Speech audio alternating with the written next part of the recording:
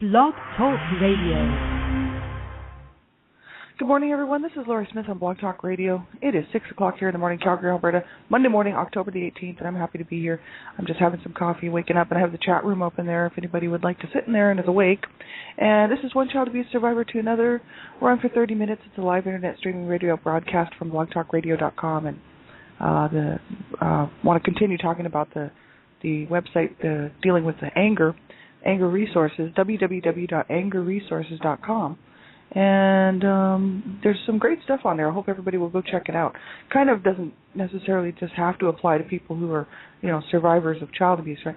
But the whole issue is I'm kind of looking at it, in regards to what happens to, for instance, to myself, what happened, and the anger that sort of surrounded it, and sort of I stayed in this state of anger my whole life, and I'm still dealing with it. I'm still working through it. I'm in a lot better place now than I was, let me tell you.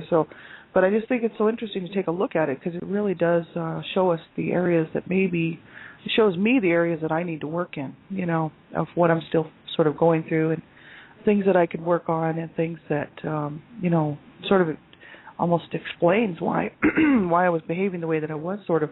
So I find it very helpful for myself, so I hope that you will too. I'm not a professional counselor or therapist. I don't hold any certificates in those areas. I'm just a private person paying to do my own blog talk shows. You have to listen at your own discretion to all of my shows. They're all covering the topics of abuse, and abuse is very sensitive. And, a lot of people find it very uncomfortable to listen to things that are, regarding or concerning abuse of any kind. So you have to listen at your own discretion and know what's good for you to listen to. And if you're a young person under the age of 18, you need somebody to listen to the show with you, to make sure that it's something that you should be listening to, and that would help keep yourself safe. You really have to protect yourself when you're online. Young people under the age of 18, you have to be very careful what you're doing online, and I think it's just a good idea to get in the habit of letting an adult know what you're doing and what kind of chat rooms you're hanging out in. Excuse me, just for your own protection, right? And, the information's kind of scary. The whole topic of abuse and child abuse and domestic violence and whatnot is kind of scary for people if they haven't heard a lot about it. For those of us who experienced it, we know all about it. So, but the people who haven't, it could be a little bit distressing. So you need to have somebody listen to the show with you to make sure that it's something that you should be listening to, and that it's then if you have questions, they can help you find the answers to those questions, right? So, I want to continue looking here at angerresources.com, and we left off on Friday talking about, it's this one page called, it's from Dave Decker, Some Distortions and Perversions of Anger, What Anger the Emotion Isn't.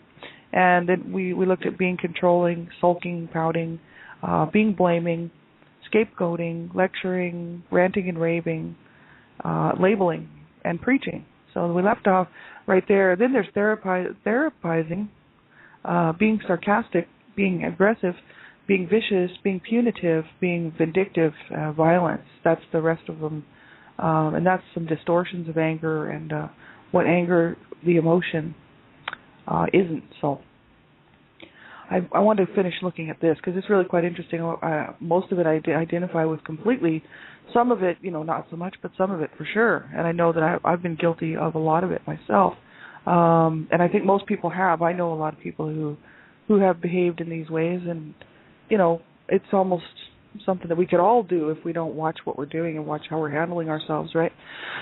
And it's really nothing to be ashamed of. It's just the fact that if you really weren't shown how to handle anger properly, which most people aren't, we just don't know. So we grow up, doing things that we've been taught how to do, behaving a certain way because we were when you're brought up to behave a certain way, that's the way you're going to behave. So if you witness a lot of violence in your home and a lot of anger management issues, and everyone around seems to have a little lack of control of their anger, which was my case. No one in my life had any good control of their anger, so nobody, in my family was a good influence as far as that went.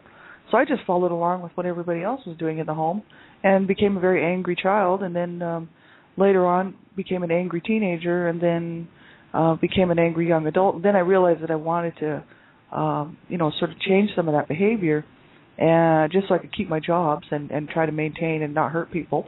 And then so I stuffed all my anger, and then it turned into this rage, the shame rage thing, which is not good, right? We really need to handle this stuff excuse me, and not allow it to to control our lives. We need to take control of it, you know. And this website's really awesome because there's some great stuff on here. We're going to look at some of this too, about how to do that, you know what I mean, and how to get control and how to, so we can have a good life and everybody around us can have a good life. It's so important. So we're going to pick up where we left off, and that was at therapizing. It says making grand interpretations about why others do what they do. Like, for example, you're just saying I'm abusive because of what your last boyfriend did to you, sort of therapizing everything. And I think a lot of people do that. I know myself that I do that. You know, why others do what they do, sort of, you know, not looking maybe at ourselves and why we're doing what we're doing, but saying, well, you're just saying this because of what somebody did to you or whatever, therapizing sort of thing. It's kind of interesting. I don't know. We probably could everyone could do any of this stuff if they wanted to. Being sarcastic is another one. Devious and hostile joking at someone else's expense. For example, you're really a winner, or, right, I'm sure you know what you're talking about, things like this. Being sarcastic, I don't know, I've been sarcastic my whole life, and I grew up because my mom was very sarcastic. Lots of people in my family were very sarcastic. And then when I get sarcastic, then that's when they all get grumpy. You know, they're allowed to be sarcastic, but I'm not, right? So, and they feel justified in their being sarcastic, and I realize they're sarcastic, and I didn't give them a hard time about it. But then when I'm sarcastic, it's the end of the world, and I'm just this person who's a bad person, or, you know, in the family, like I'm the bad sister or I'm the bad daughter, right?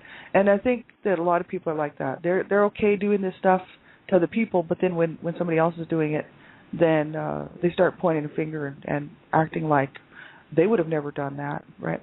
And everybody, I'm sure, at some point has been sarcastic in their lifetime. You know, devious, hostile joking at someone else's expense, and just being sarcastic. I've been sarcastic my whole life, and I've been in trouble for it most of my life with my family members. And the problem being is that my parents taught me how to be sarcastic. So I sit there and I look at my family members, and I'm thinking, you people are doing the same exact thing I'm doing, and yet no one's saying anything to you. And when I'm sarcastic, everybody's pointing a finger at me. Look at that bad sister or whatever, you know. Those aren't really the words that they would say, but they just think I'm a jerk, right, because I'm sarcastic. But it's like, hey, you are too, so don't be calling the kettle black, right? My whole family is sarcastic, and a lot of my family members are in denial. And so they don't think there's anything wrong with their behavior. They won't take a look at what they do. They won't take a look at what they say. As a matter of fact, they can't remember what they said 2 seconds before they say it. And I can remember just about everything I've said in the last, 20, 30 years. So, or even before that, I have a pretty good memory. And I'm honest. That's the thing. They don't want to be honest. They don't want to look at the way that they treat people. So they can be sarcastic, no problem, because they're perfect. And then when you call them on it, you're like, well, you're sarcastic too. Listen to you. They're like, what? I'm not. I'm perfect, right? And it's like, oh, give me a break. So see, that's why I'm sort of drawing the line as far as my family, my immediate family goes, because I'm so tired of their denial and their the fact that they still want to remain very much codependent and very much in denial and this abuse, pretending that it never happened, pretending that they're perfect and that everything is just hunky-dory, when it's not. And they have issues to work out themselves. And if they're not going on the healing journey with me, that's their own problem, right? Not mine. I have to go on and I have to move on. So, but this is just one example of how people can be, sarcastic and mean and rude, and then if you happen to be, they pointing the finger at you, saying, look at your behavior, and yet they aren't looking at their own behavior, is what I'm trying to say. So it doesn't do any good to call the kettle black. I don't go around pointing fingers saying, look how you're behaving, until I check my own behavior first. And then when I check my own behavior, then I might start pointing a few fingers and saying, hey, I know I'm behaving like this, but look how you're behaving. And they always deny it. They always deny it. And that's why it's no good to be, as a survivor, trying to and I'm not saying this is for everybody. I know for myself, this is what I'm saying, is that I'm having to basically split from the dysfunctional family that I've always been, my family, right? So, you try to keep it together and whatnot. But I'm actually drawing the line now because I can't stay in their dysfunction, right? I can't play like Dave Decker here. Maybe the week before, not last week, but the week before, we were looking at that whole role playing thing where the family sort of set up our parents created this life script for us, right? Or whoever our caregivers were, and family members and whatnot, create this life script, and you're supposed to play it out. So if the life script was that, for instance, me, I was just going to be abused, and then everybody in the family was just going to kind of treat me like crap, with no respect and no real care. They only really care about you when they want to, when it's convenient, right? They don't really care when they need to, and that they don't care about the abuse, and they certainly don't care about what you're doing. They just want you to care about what they're doing. And this is the life script that they wrote for me. And I'm like, you know what? I'm not playing that anymore. I'm just not playing that game anymore. I'm not playing that part. So, at this point, I have to sort of split off from them and move forward in my healing. Because otherwise, if I stay trying to convince them that, hey, what they're doing, their behaviors need to be checked and looked at, themselves, they may never do that. They may never ever take a look at the script that they wrote for me and say, okay, we don't expect you to play that part anymore. I mean, we're sorry. We respect you, and you happen to be the youngest sibling, and you happen to be the youngest one, so we all sort of wrote this script for you, and we're sorry. But they won't do that. Why? Because they will not take a look at the situation, and they will not take a look at their own behaviors and how they expect other people to behave. So they don't like my behavior, so they can just go away. I'm busy trying to heal. And so, that's what I have going on in my life right now. I was talking about a little bit on Friday, because it's hard. It's a hard place to be, let me tell you that. And this is what people have to go through, and it's hard. It's absolutely hard. But I have to care a little bit more about myself right now than my dysfunctional family, because I can't heal them. You know what I mean? It's their decision to want to move forward. If they may never feel that they even need healing. They may feel that the abuse was just fine with them, and that it was okay for my dad to rape my mom, and for everybody to beat on each other and curse each other. They, in their own minds, I think that they think that was all right. Because my mom made cookies, right? That's the big issue. Everybody's like, well, Mom made cookies. Well, who cares? Mom bashed my head in with a rolling pin. You know what I mean? It's like, well, Mom made cookies. Yeah, well, Mom berated me, cursed me, spit in my face, beat the shit out of me, and made me feel so incredibly bad I wanted to kill myself.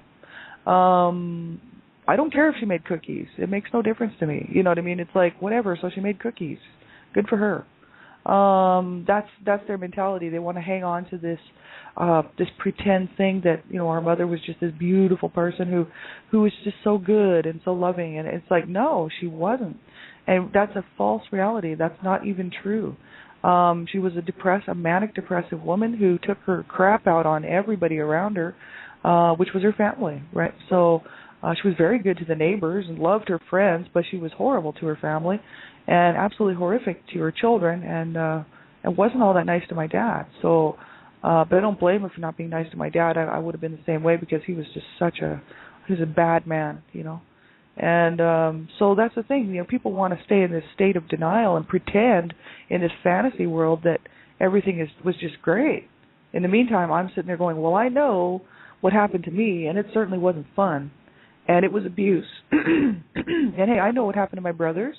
I know what happened to my mom. Was quite often calling my sister a slut and a cunt. This is words that she would say to me too, so I'm not just saying just to my sister. I mean, she called us the C word, the S word, you name it. She called us every name in the book. She used to slap my sister around. But my sister doesn't think that's abuse. She thinks that's okay. As a matter of fact, my sister did not want to marry her first husband. But my mom forced her into it. My sister was actually going to call off the wedding because her first husband was a bit of a thief, and he was kind of a jerk, and he was abusive. But the thing is, before they were married, he had been busted for something. I think my sister suspected something was up, didn't want to marry this man. My mom slapped her around and made her marry him. And here's my sister at the age of 21. She was 5 years older than me. Yeah, she was 21 years old, sitting in the bedroom on the bed, saying, I don't want to marry him. And there's my mom slapping her around, telling her, you're going to marry him. I mean, and my sister just loves my mom. It's like, well, my mom didn't bash her head in with a rolling pin, guaranteed. But my mom was abusive to her just as well as she was to me. And yet my sister's going to sit there and pretend that it was all okay and that my mom was the best person on the planet. We can just look past the abuse because, she was such a good person. No, she wasn't a good person. And she was extremely abusive and taught us all how to hate ourselves and how to hate this life. So my sister likes to pretend that none of that ever happened. And so in doing that, doesn't like my behavior because I'm the only one that's speaking out and I'm the only one saying, hey, look, this was incredibly wrong what went on in our home and never should have happened and people should have stepped in and did something about it. And unfortunately, it's just the way it goes. But that's the whole thing. I'm going through this stuff right now. But people don't. That's why it's like, I mean, what? I'm going to try to make my dysfunctional family see that they do need to move on a healing journey. I mean, if they aren't in so much denial that they can't, figure out that they do need some more help, because they're all codependent and they're all in denial. Well, whatever. I can't. That's not my choice. I can't make them change their minds, right? They have to see that themselves, and they may never see it, and that's the issue. So, I mean, hey, at some point I knew I was going to have to split off when I began this journey especially last October when I went public with my story. 3 years before, I was working on my healing journey, but very much on my own. But as soon as I went public with my story, I knew that this would happen, and I kind of looked at all the different scenarios of what would happen if I did go public. And, I did that to save my own life, too. I mean, I needed to be able to talk about this stuff, and I needed to get help, and I needed to reach out and, wanted to be one more voice, right, for people to realize, hey, we're not alone in this, and it's no shame in getting some help, whether we need, a counselor, therapist, group support, whatever it is. That, a friend, reaching out to a crisis line if we need to. There's no shame in that. The shame belongs to the abusers, right? It really does. The shame does not belong to us. It belongs to the abusers, and the choices that they made were shameful. They're not ours.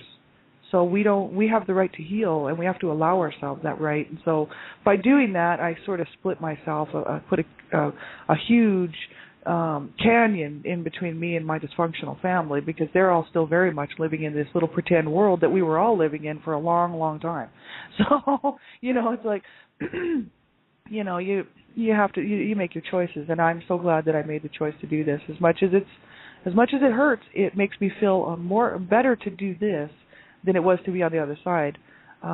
Because now it's like, no, I'm standing up for myself, and I'm saying this was wrong, and I'm learning how to heal and move forward as an adult so that I can get out of this dysfunction, learn how to function properly in relationships with people, learn how to learn about confrontation management so that I can learn to not just quit every job just because I don't want to confront something.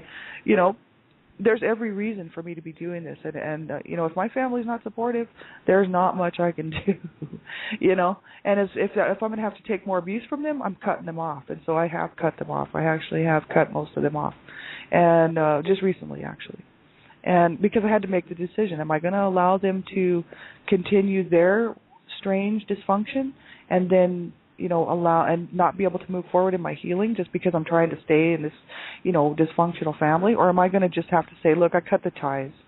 Sorry. Bye-bye. Have a nice dysfunctional life because I'm moving forward and I'm moving on.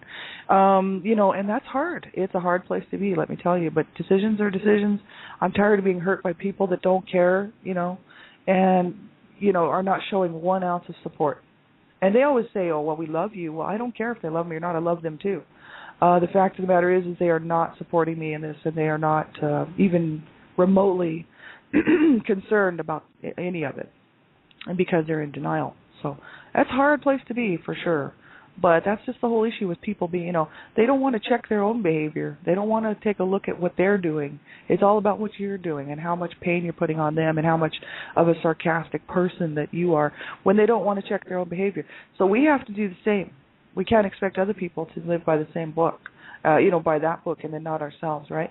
We have to look at our own behavior and say, am I being sarcastic? Am I being labeling? Am I being abusive, aggressive, right? The next one is being aggressive, being pushy, rude, abrasive, bullying, intrusive, and ignoring what others think, feel, and want for instance, I don't care what you want, or to hell with you. That's what he mentions here.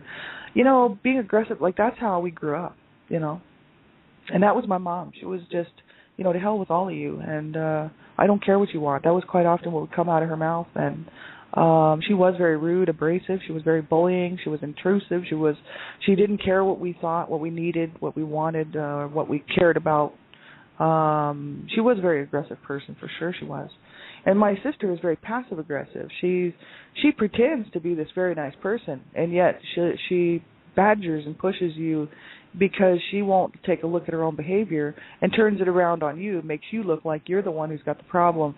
And it's like she's always been like that. And because she's perfect, like in her own mind, I think she sees this little person who's just so perfect. And it's like, no, sweetie, we all mess up and we all have to take accountability for our behaviors, But this is I'm just using my family for an example. But I know that this is not just isolated to my family.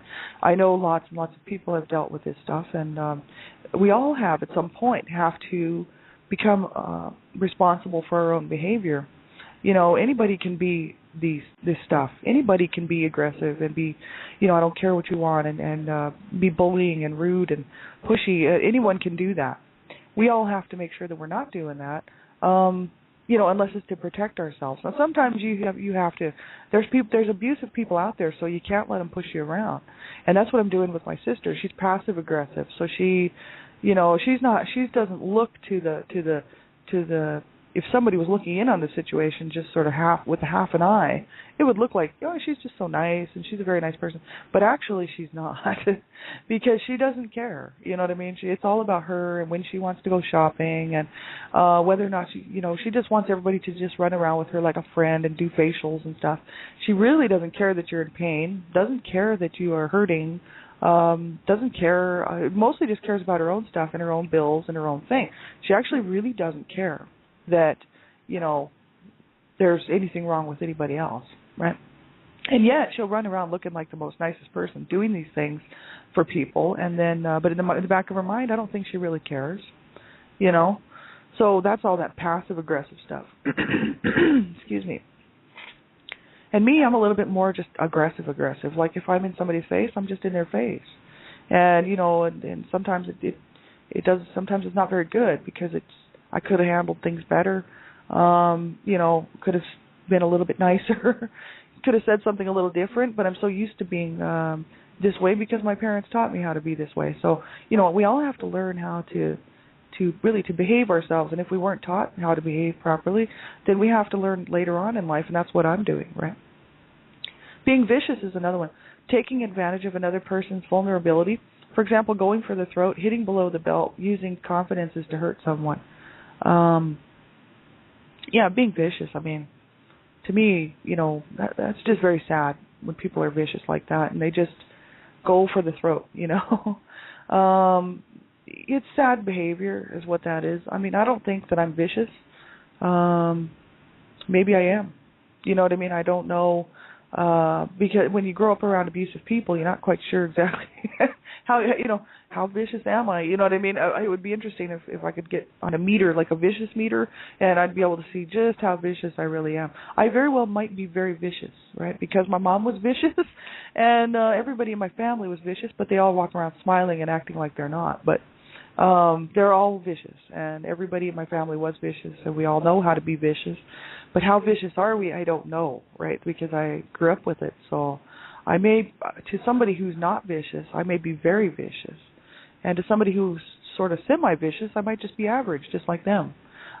See, they would recognize it. So that's the thing. I don't know how vicious I really am, but I would hope that I'm not too vicious, right? Because I grew up with vicious people, and I didn't like it myself. So I have to really keep a check on my behavior for sure. Being punitive says wanting to punish someone by making your reaction so strong that they won't repeat the behavior that you dislike. So being punitive, punishing, right? Like, I don't know. I think I used to be a little bit more like that than I am now. I'm a lot more easygoing now than I used to be. I used to be kind of like that, and that's why if I didn't like something that my boss did, or said to me, I would sort of think about ways to get at them. You know what I mean? It's like I used to be really kind of bad, and it's like, I mean, just really bad behavior. And I was doing a lot of drugs and having a lot of problems. So, but the thing is now I'm like, no, I'm totally not like that. I think that I have changed a lot over the years. Just grew up, over the last 20 years or so. 25 years, really working on my behavior. But I used to be a lot like that. Being vindictive, it says being vengeful and trying to get even with and, get back at others for the wrongs they have supposedly done to you. Being vindictive. I used to be vindictive. That's what I used to be, really, I'll get you, and, to people who would do something to me, or, it would always be in the back of my mind that I could get them. You know what I mean? It's, most of the time I wouldn't bother following through with it, but I'd be in the back of my mind, I'd have these thoughts like, yeah, I could get you, And so I was like, you want to be careful how you behave around me. I actually told a few people that because I was like, your behavior is causing me to feel a certain way, and if you don't stop what you're doing, I could hurt you. And it scared them off. They did leave me alone. Because I told them, I said, I grew up in hell, I was abused, and I know how to hurt people, so you don't want to mess with me because I can hurt you. I could definitely take you out. And these were people that were kind of bothering me. One guy was, it wasn't for no reason. Like, this one guy was, he spoke Spanish, and he didn't realize I could speak Spanish, and he was making fun of me at work, and he didn't realize I spoke Spanish, so he kept going on and on and on about it. And finally, one day, I broke down, and I was just like, oh, man, I'm going to hurt this dude. I really am. So I told him, I said in Spanish, I said, you're not so good-looking yourself, you jerk, or something like that. And he freaked out because he realized I had been listening to all of his conversations and what he had been saying about me in Spanish. And there was a pot of boiling water sitting right there on the stove because I used to work in the kitchens. And I was thinking I could dump that water all over him. Excuse me. And I used to be pretty vindictive. Like, I would never have done that. But it was in my mind to do it. And I was thinking, I have to quit this job because I'm going to hurt this guy, you know what I mean? And so I went into the management and I told him, I said, look, this guy's been, it's just, something's got to be done with him because of what he's been doing to me in Spanish, which he doesn't even know I speak Spanish. And here I've been listening to this for like a week. And I said, I was ready to hurt him and, I have to quit. And the guy was like, oh, no, don't quit, and I'm like, no, I have to quit because now I'm mad, So I used to be very vindictive and, getting back at people, getting even, this type of thing. I'm not anymore, and I just don't promote violence of any kind. I don't condone it. I don't promote it. I think violence and abuse is so wrong. Otherwise, I wouldn't be sitting here doing these shows, right? I used to be like that. And I'm so glad that I have changed my behavior, and I might be a bit of a passive vindictive person, but better than being on the other end of it, for sure. Violence is allowing your internal pain to build to the point where you make the choice to strike out at others physically or sexually, like grabbing, pushing, restraining, or slapping. And violence, I mean, it's sad when people become violent. And if you have to protect yourself, you might have to become violent. But if you're not protecting yourself and you're just lashing out at someone in the family, in your life, a friend, your neighbor, just becoming violent because, there's something going on inside of you that's building and building and building to the point where eventually you just strike out at somebody physically or your own partner sexually or your children or whatever. And this is what abuse is all about. It's the other person's inability to control themselves, and they just take out their issues on everybody else around them. Now, not all abuse is about that, but a lot of it is just due to a violent situation. But some abuse is just because the person's just psychologically messed up and they just abuse their children. But my parents were both. They were both mentally ill and both violent people. So, I mean, the abuse kind of came from different directions, different times. And it was like, depends on the situation, But this whole thing of being violent and taking your anger out on people, whether it's physically, sexually, is so incredibly wrong, and so as survivors, we have to remember not to pass that cycle on, not to allow ourselves to become violent and not unless we're just trying to protect ourselves, like I'm saying. But if it's just because we're just lashing out, well, that's what my mom did. She was abused and she lashed out on us, and that was wrong. So for me to do that, I have to be very careful that I don't pass this cycle on. Right, and we all do as survivors, right, have to be really careful that we don't pass this stuff on to our children or even to people in my life, friends, family, just coworkers, whoever. They don't deserve it. Nobody does, right? And we didn't deserve it, that's for sure. And so that's why, we have to just keep on working on our healing and whatnot. Yeah, we have about a minute left. Thanks, everybody, for tuning in, and I hope you have a good day. Make sure you reach out. If you can't cope with stuff and you're just having a hard time, call a crisis line if you have to. I'm telling you, call somebody. Or, get online and find one of these adult survivor groups. And if you need some information, I have, if you just can't seem to find them online, just by typing in adult survivor groups, get a hold of me on Blog Talk Radio or Facebook or whatnot. I mean, I belong to a couple of them, and they're just awesome. There's more in different areas of the country and around. So, make sure that you reach out and get some help. If you're having a hard time and self-help just doesn't seem to be working for you, you want to get a therapist, get a counselor, get somebody, right, to help you, right, because we did not deserve this. We did not deserve this at all. I'm telling you, as a survivor, from one survivor to another, this was not our fault. And all of this mess that was created and we have to go through and try to fix was not our fault. And so I don't take, the only responsibility that I take is the responsibility now as an adult, that it is my responsibility to heal. It's my responsibility to allow myself to heal. It's my responsibility to work through this stuff and learn how to behave properly so I don't abuse other people or myself, which is huge. We have to stop abusing ourselves as well.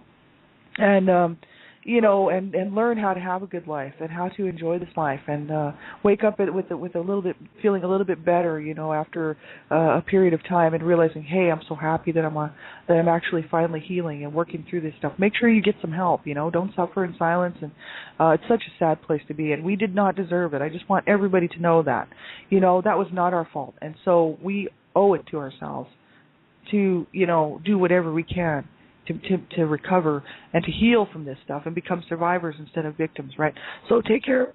Have a good day, everybody. And thanks for tuning into all my shows. I really appreciate it. I love you all so much. Bye-bye.